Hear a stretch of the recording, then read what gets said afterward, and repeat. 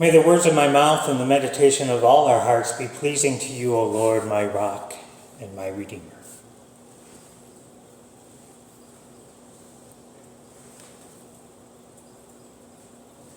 The man lived among the dead. That's where our story begins today. Not just geographically, but spiritually, emotionally, physically.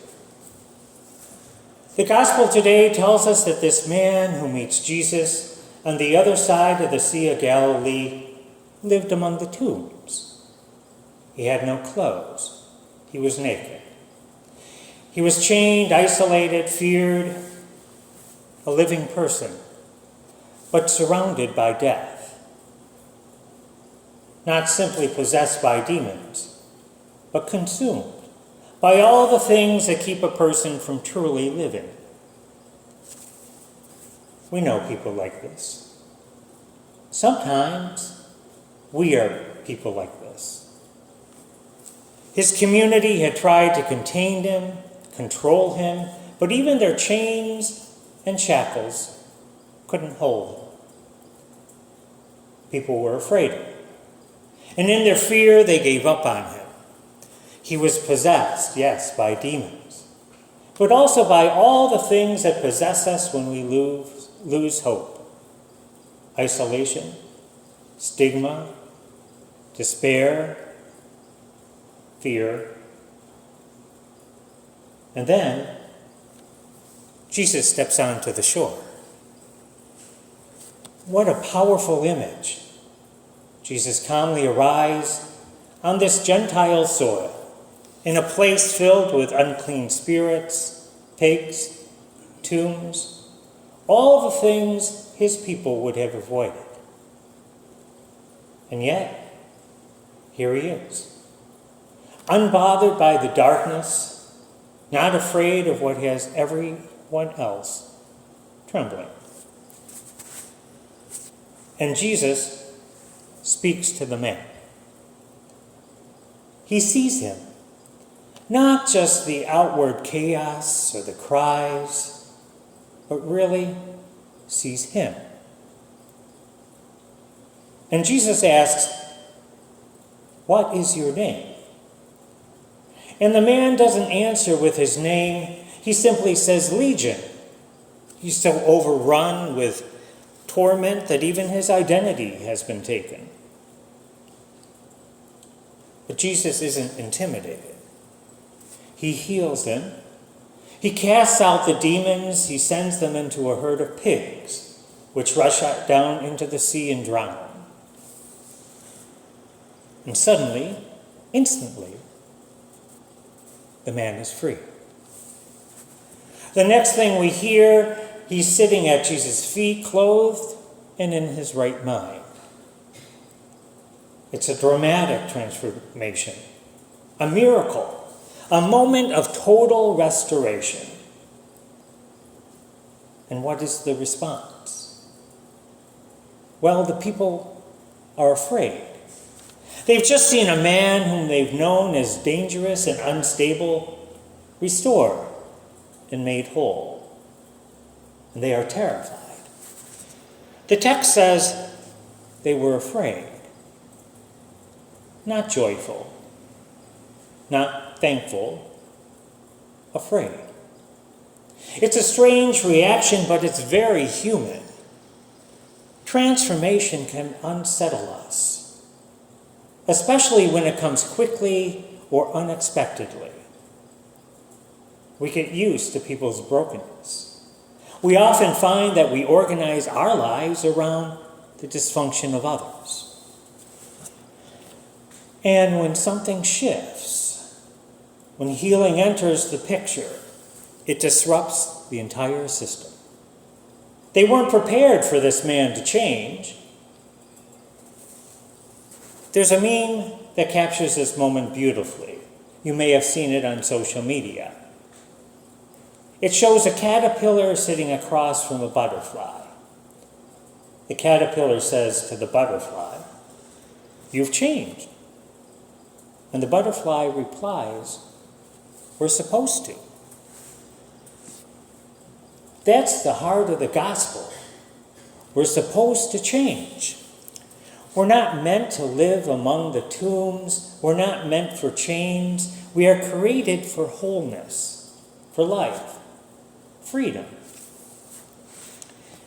But even good change can feel threatening when we're comfortable with the way things have always been.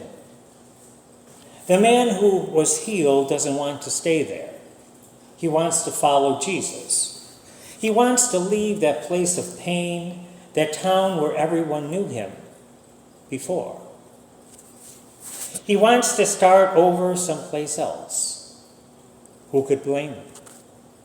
But Jesus surprises us again. He tells the man, return to your home and declare how much God has done for you. Don't leave. Stay.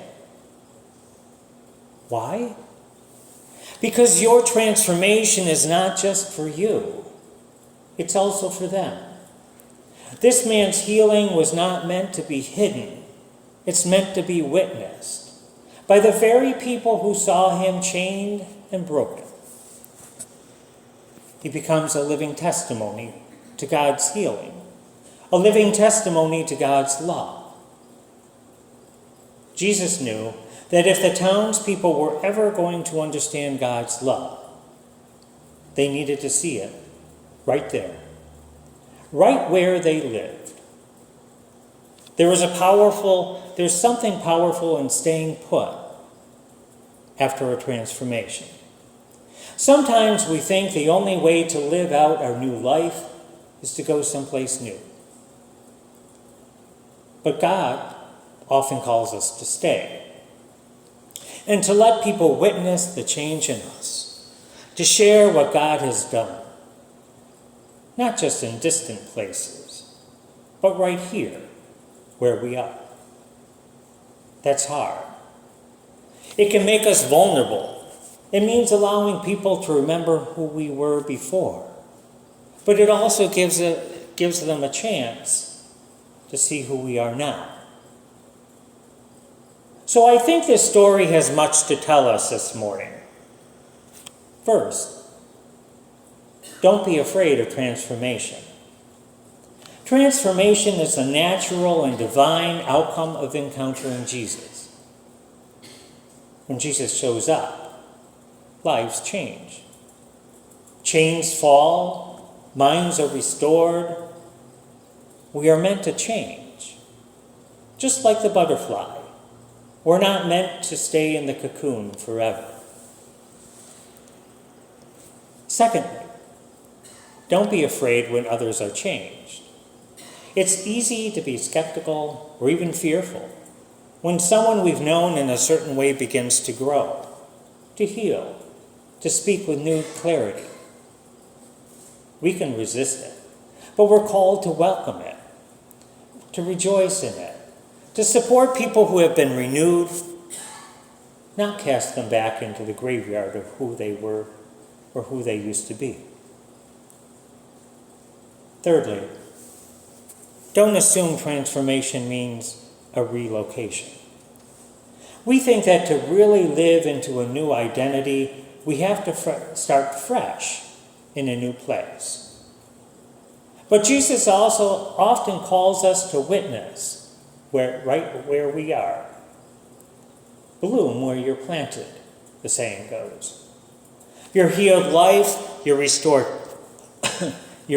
mind, your testimony, it matters right where you live.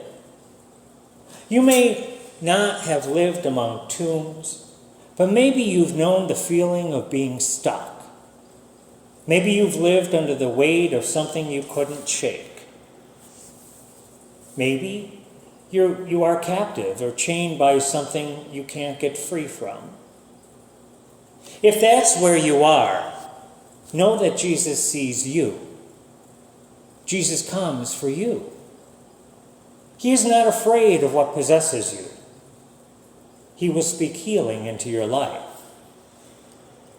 And if you have already been changed, if Jesus has already set you free from things that have bound you or held you captive, then hear the call today to stay, to speak, to witness. Tell your story. Let others see the difference. Let your healing bring hope to those who are still afraid to change. Don't be afraid of the butterfly. We're supposed to change.